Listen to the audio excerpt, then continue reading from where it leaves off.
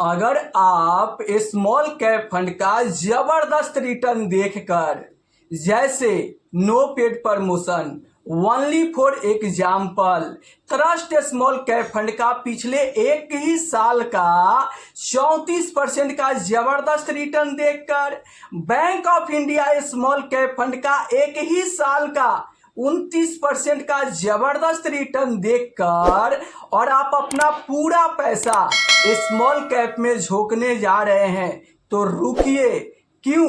क्योंकि आप बहुत बड़े खाई में कूदने जा रहे हैं। जानना चाहते हैं क्यों? क्योंकि लालच में आकर किया गया इन्वेस्टमेंट से बहुत बड़ा पैसा नहीं बनता है। मोटिवेट होकर किया गया इन्वेस्टमेंट से ज़्यादा रिटर्न नहीं मिलता है। क्यों?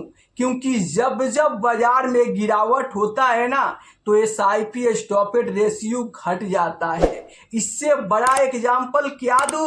आप याद करो, जब जब बाजार में गिरावट होता है तो SIP स्टॉपेड रेशियो घट जाता है। इसका मतलब क्या है कि जब जब गिरावट होता है ना, इन्वेस्टर अपने SIP को भी कंटिन्यू नहीं कर पाते हैं और वो SIP बंद करके भागते हैं, जिसके चलते SIP स्टॉपेड रेशियो घट जाता है। तो अब आपके मन में ये सवाल आएगा, तो क्या स्मॉल कैप में इन्वेस्ट नहीं करना चाहिए? तो ज्ञान की बात सुनो। अगर आपके पास 7 से 10 साल का समय है, अगर आपके जिगर में रिस्क लेने का दम है, तो भी आप स्मॉल कैप के तरफ देखो, वरना स्मॉल कैप को दूर से ही नमस्ते करो। क्यों? क्योंकि मान लो कि आप स्मॉल कैप में 1 लाख रुपया इन्वेस्ट कर दिए और बाजार 40% 50% तक गिर गया और आपके 1 लाख रुपए का वैल्यू 60,000 दिखने लगे, 50,000 रुपये दिखने लगे, तो क्या आप इन्वेस्टेड रह पाओगे? अगर आप इन्वेस्टेड रह पाओगे तो आपको बेफिक्र होकर स्मॉल कैप में पूरा पैसा इन्वेस्ट करना चाहिए। क्यों?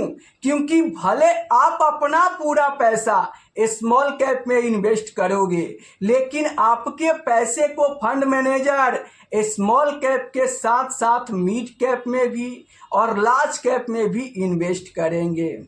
ऐसे एक एग्जाम्पल के जरिए समझिए।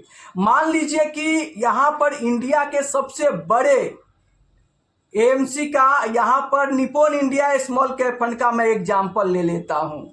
अगर आप Nippon India small cap fund में 1 लाख रुपया आप इन्वेस्ट करते हैं, तो फंड मैनेजर आपके 1 लाख रुपए में से यहाँ पर आप देख सकते हैं 65 से 66 हजार रुपये स्मॉल कैप के स्टॉक में डालेंगे और यहाँ पर 13,000 रुपये मिड कैप के स्टॉक में डालेंगे और 14,500 रुपये को वो लार्ज कैप के भी स्टॉक में डालेंगे।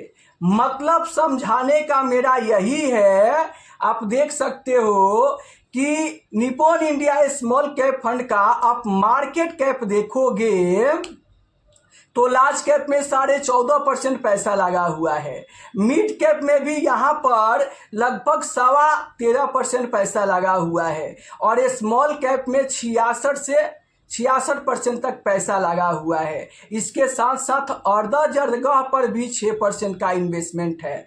तो आप भले अपने पूरे पैसे को स्मॉल कैप में इन्वेस्ट करते हो, लेकिन फंड मैनेजर आपके पैसे को स्मॉल कैप के साथ साथ मिड कैप में और लार्ज कैप में भी इन्वेस्ट करते हैं। तो इसलिए आपका पैसा डिवर्सिफिकेशन हो जाता है।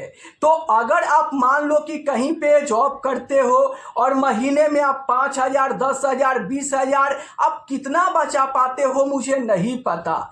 आप चाहे जितना भी महीने का बचा पाते हो, अगर आप चाहते हो कि मैं उसे पूरा पैसा स्मॉल कैप में डालूं, तो आप बेफिक्र होकर डाल सकते हो। कब? जब आप कम से कम 7 से 10 साल तक इन्वेस्टेड रह सकते हो, आप यहाँ पर बाजार की उतार चढ़ाव को झेल सकते हो, तो आपको बेफिक्र होकर स्मॉल कैप में इन्वेस्ट करना चाहिए। क्यों? क्योंकि स्मॉल कैप फंड में वो पोटेंशियल होता है जो आपके पैसे को काफ़ी तेज़ी से ग्रो करवा सकता है। जब तक आपका पहला 1 करोड़ नहीं बना है तब तक आप चाहो तो ज़्यादा रिस्क लेकर ज़्यादा रिटर्न बनाने के लिए लॉन्ग टर्म इन्वेस्टर बन के स्मॉल कैप फंड में इन्वेस्ट कर सकते हैं।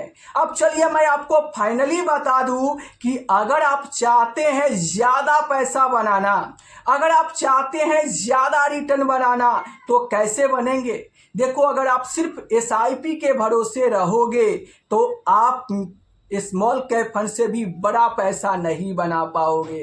क्यों? क्योंकि देखो, SIP के साथ साथ अगर आप बाजार की गिरावट में टॉपअप करोगे, लमसम करोगे, तो इससे आपके पोर्टफोलियो का XIRR रिटर्न बढ़ेंगे। जी हाँ, यही तरीका है अपने पोर्टफोलियो का XIRR रिटर्न बढ़ाने का कि गिरते हुए बाजार में SIP के साथ साथ टॉपअप करो, लमसम करो, इससे आपके पोर्टफोलियो का XIRR रिटर्न बढ़ेंगे। अगर आप चाहते हो स्मॉल कैप में इन्वेस्ट करके बहुत बड़ा पैसा बनाना तो उसके लिए आपको सिर्फ नॉर्मल SIP से काम नहीं चलेगा, आपको SIP के बदले स्टेप अप SIP करना पड़ेगा। जी हाँ, स्टेप अप SIP का मतलब होता है कि हर महीने आप अपने SIP अमाउंट को बढ़ाओ। जी, हर महीने हर साल अगर आप अपने SIP अमाउंट को सिर्फ 10% के हिसाब से बढ़ाते चलोगे तो लंबे समय में आप बहुत बड़ा पैसा बना लोगे। अगर मैं आपको समराइज करके आसान भाषा में बताऊं कि म्यूचुअल फंड से बड़ा पैसा कैसे बनेगा तो जल्द से जल्द आप इन्वेस्टमेंट की शुरुआत करो। क्यों? क्योंकि जितना जल्दी आप इन्वेस्टमेंट की शुरुआत करोगे उतना ही ज़्यादा आपके पैसे को कंपाउंडिंग होने का समय मिलेगा।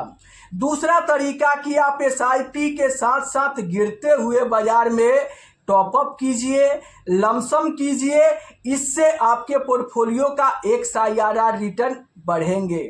और आप चाहते हो कि 1% रिटर्न ज़्यादा मिले तो आप रेगुलर प्लान छोड़ो और डायरेक्ट प्लान चुनो। यहाँ पर कोई एजेंट नहीं होते हैं और कोई कमीशन नहीं कटने के चलते डायरेक्ट प्लान में आपको 1% का रिटर्न ज़्यादा मिलता है। भले सुनने में आपको 1% का रिटर्न कम लगे लेकिन लंबे समय में यही 1% का रिटर्न आपको कई लाख रुपए का फायदा दिला सकता है। अगर आप चाहते हो कि यहाँ पर मुझे बहुत कुछ नहीं आता है, अगर आप ये चाहते हो कि कैसे फंड सिलेक्शन करूं, कैसे म्यूचुअल फंड चुनूं, आपको कुछ अगर समझ नहीं आता है तो आप सीखने पर कोशिश कीजिए। क्योंकि इस दुनिया में कोई भी इंसान कुछ सीख कर नहीं आता है, यहीं पर आकर सब कुछ सीखता है। अगर आप किसी चीज़ को सीख लोगे तो वो आपको ज़िंदगी भर काम आएगी। आपका एजेंट भले आपको धोखा दे देगा लेकिन आप अपने आप को कभी धोखा नहीं दोगे। इसीलिए अगर आपको कुछ चीज़ नहीं आता है तो आप सीखो, समझो और अपना फाइनेंस मिनिस्टर खुद बनो। क्यों? क्योंकि आपका एजेंट आपको धोखा दे सकता है लेकिन आप अपने आप को कभी धोखा नहीं दोगे।